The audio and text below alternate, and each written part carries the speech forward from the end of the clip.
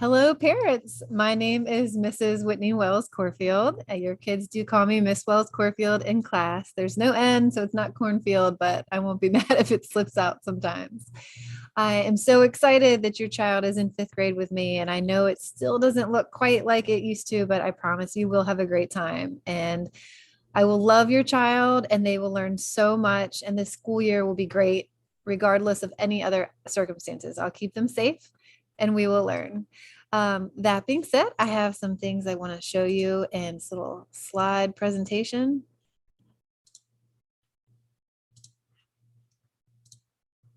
And it's going to come up, I promise.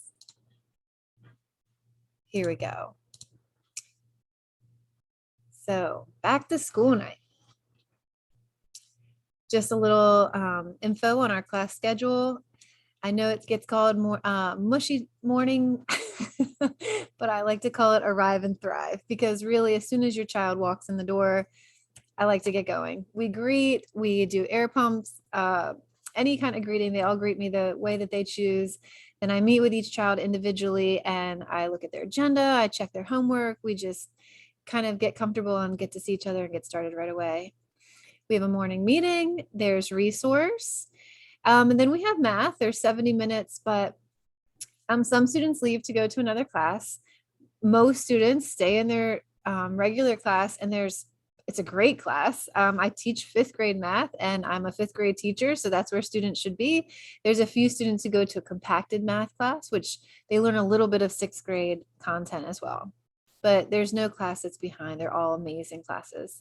Then we have recess really early. It's a really early break in the day. And we have language arts and snack, which is a big chunk before we go to lunch.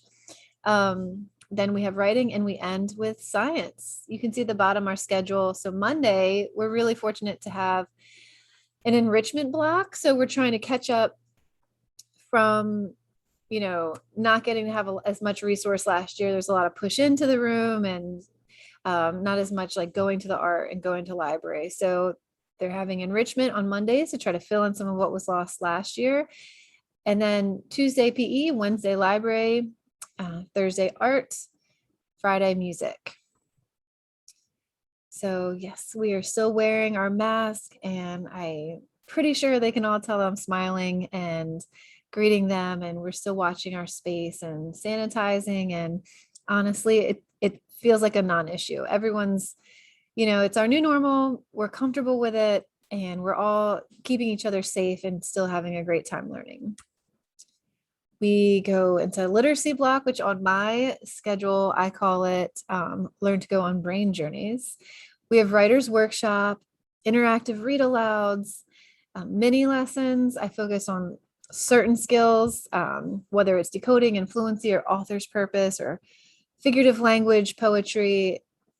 There's a variety of types of mini lessons. Independent reading is really important. I do give them 20 minutes a day where they are reading a book of their choice. But during, when some kids are independent reading, I'm conferencing or I'm doing small groups. So I have reading conferences, and your child will probably be a little bit heavier into phonics and word study this year. Your child can bring home their PWS notebook anytime they'd like to go over whatever we're studying with words. Like we're studying consonant blends this week. So CH can make ch or k, and we're studying those in words, the hard TH or the soft TH, and they can look at those and then try to find those types of words at home if you're looking for extra there. Independent reading, if you say, what's the best way to become a better reader? I bet you your child can already say, read, read, read. I cannot stress that enough. And reading is supposed to be fun. Picking the right book is paramount. And reading for enjoyment is paramount. All forms of reading, whether it's graphic novels or comic books or magazines or fantasy or mystery or nonfiction, read. So just wanted to let you guys know that.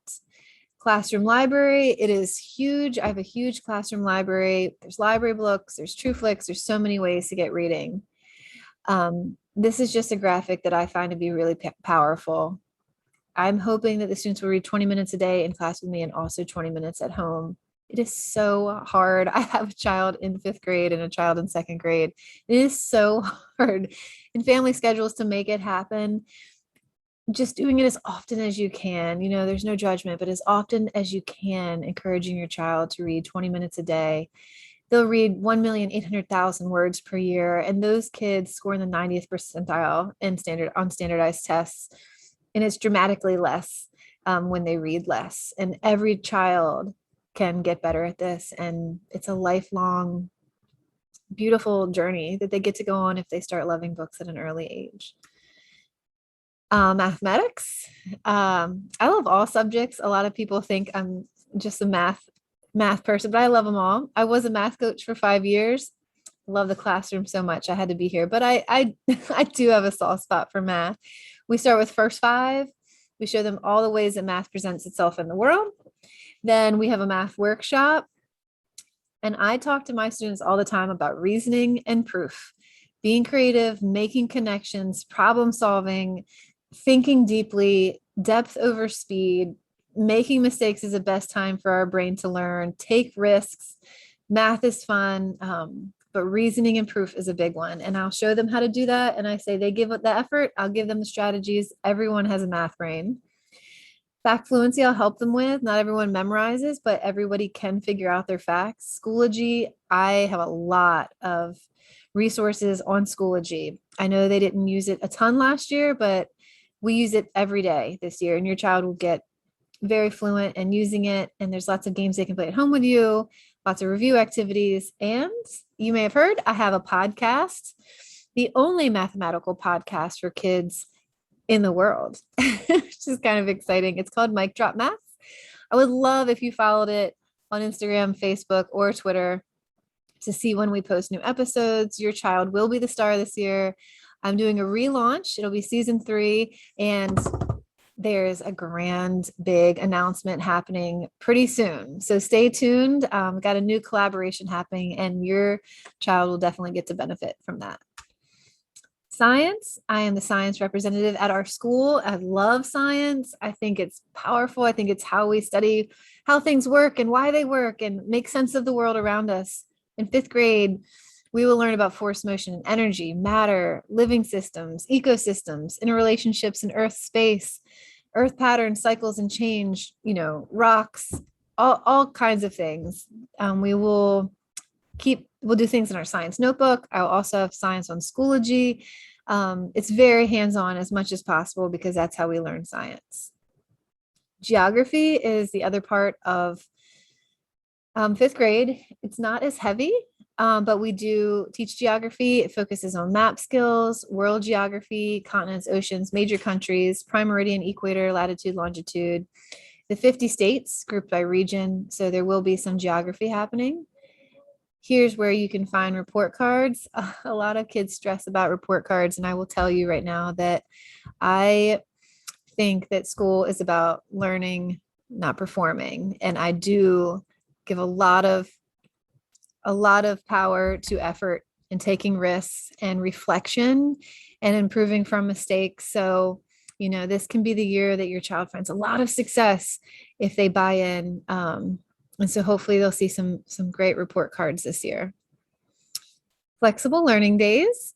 Everyone has, mixed opinions, but I would love for you to give it a chance. Just give it a shot. I'm actually leading the action team for Flexible Learning Day for the elementary team in Hanover this year. And I think there's some great things that we put on the board.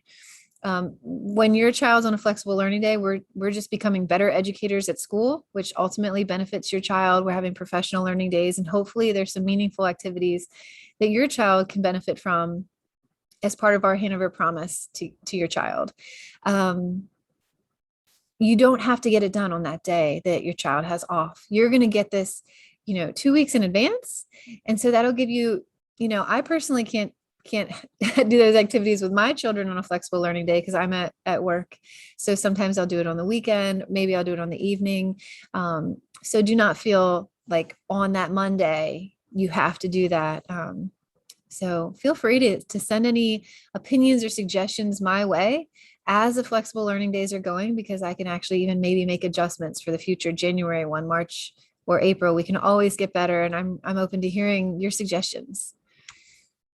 Homework. I'll give 3 math problems a night, and they're all review. It'll never be new material. So, I don't want your child going home with something that they haven't mastered yet. I'm hoping if I've sent it home at this point, it's a review. And if there's something they don't understand, I will go over it with them the very next morning. Sometimes there's weird mornings, fire drill or something happens, and I'll get it the next day. But I try to meet with them one-on-one to kind of look at what they specifically need help with. Yes, they do use a calculator. Please let them use the calculator. There are certain problems I won't want them to use it on, but on those problems I'll write no calculator. Our math notebook, we have lots of work in it. They can take it home to use whenever they want, as long as they also bring it back, because I do need it. Schoology, I can't stress enough, lots of things on there.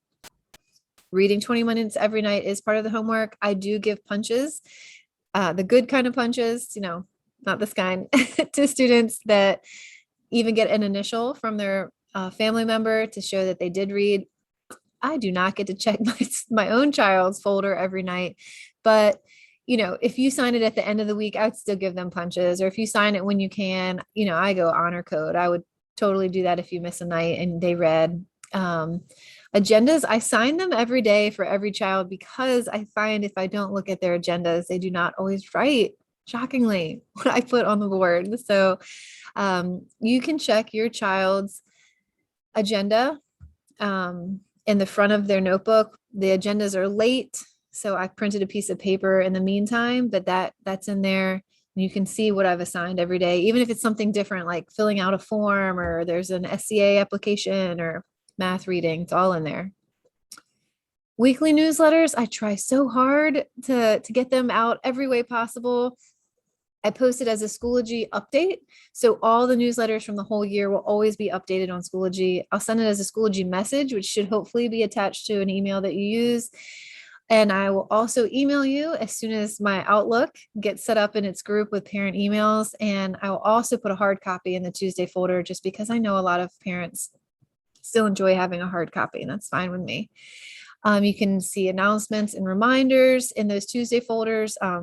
Messages, parents, please email me or text me, however you need to get a hold of me whenever you need something. Don't let anything, bother you. Just reach out. I'm sure that we can find a way to make you and your child feel happy and successful. Truly feel like great relationships between us will make your child have the best year possible.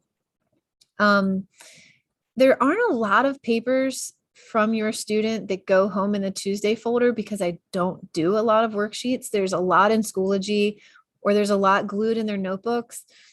There's not a lot of loose paper in the Tuesday folder. It doesn't mean they're not doing work. It just means I don't have a lot of worksheets.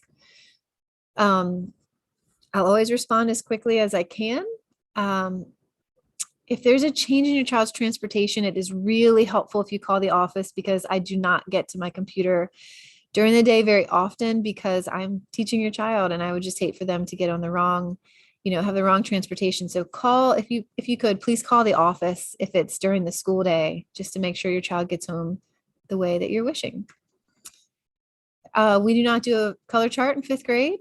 We have class points, and they set a goal from themselves. They try to earn that many points as a class. I also have individual punch cards. Maybe your child has told you about these. I give punches away all the time. If I see someone having great body language, great eye contact, enthusiasm, taking a risk, being kind, helping others, working hard, cleaning up after themselves, I try to just reward and notice the positive things they do. And when they get their punches, they tell me what they did that was positive. What did I see in them? And it really starts to foster great habits. I wish my teacher knew journals. They can turn them into me anytime they want. And I really do try to listen to your child. They might say this, sitting next to this person's been a little difficult for me lately. I might learn better over here. Or they might tell me something's going on at home. Like maybe they didn't get a lot of sleep last night, or maybe they just wanted me to know that they won this really important tournament in their soccer game. It's just a way for students to write and get a chance to talk to me, because we move so fast and learn so much during the day. So that helps a lot of times too with behavior, just building that relationship. If there's anything that I should be aware of that can make your child's experience in school better, please let me know. They don't always tell me everything. Sometimes, you're their sounding board. And if you think something's not going well, let me know because we might be able to make it better. And I love open communication. We'll have Dare with Deputy Lucas started this week. Kids love Deputy Lucas. They love Dare. They look forward to him coming. We'll have some virtual field trips.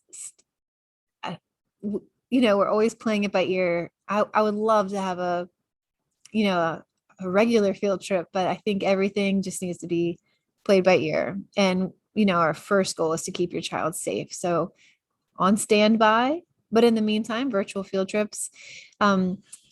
Fifth grade is just a really special year. Usually we have a fifth grade day and a fifth grade celebration, and we'll do everything in our power to safely recognize your child and to celebrate them and to make sure that your child has a great send-off from elementary school. Some questions that came up. How much homework? So again, it's really minimal, but a little bit. 3 math problems a night, reading for 20 minutes every night. Sometimes I might just give them a reflection on maybe another topic that'll be optional, but when we reflect on our thinking, we really do learn more. When we put our thoughts into words, it is really helpful to develop neural pathways in our brain. So sometimes that will come home, but pretty light on the homework. Yes, I have printed an agenda for students. I really miss the regular agendas, but there is a printed one that I'm making do in the meantime. I just want you to know how much I appreciate you. I love my job. I love this class. They're so sweet. They're just a really sweet class, and I think we're going to learn so much together. I hope you had a good Zooming back to school night, and don't hesitate to reach out if you need anything at all. Have a great night.